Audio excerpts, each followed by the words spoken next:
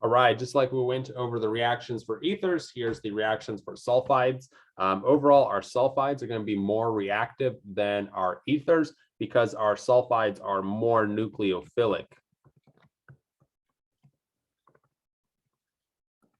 than our ethers, because sulfur is more nucleophilic than oxygen.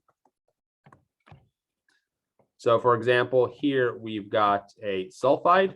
If this was an ether, it'd be relatively unreactive, but because it's not, because it's a sulfide instead, it is actually a pretty decent nucleophile, and it can actually do SN2 type of reactions. Note that then your sulfide then has a positive charge on it. These sulfides can be used as powerful alkylating agents.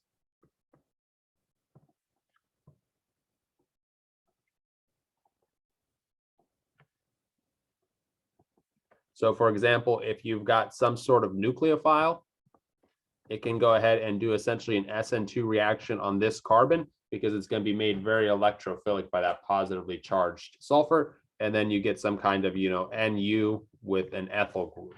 We won't take a look at too many of these reactions, but just something good to know. You do have to be careful with these sulfides. They are powerful alkylating agents. If you touch it with your skin, it will alkylate your skin, which is no bueno.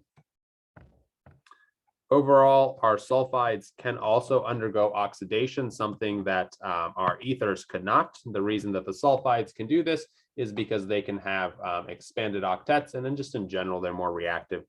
So for example, if we add some NaIO4, this is sodium meta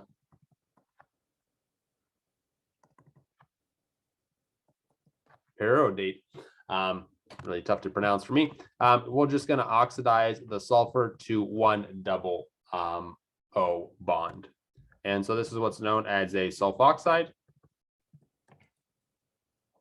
If we add a more powerful oxidizing agent and add it in excess, so for example, 2 equivalents of hydrogen peroxide, we can actually add 2 doubly bound oxygens. Remember, sulfur can indeed break the octet rule. This is what's known as a sulfone. So just some good info. Not really too important in terms of this class, though.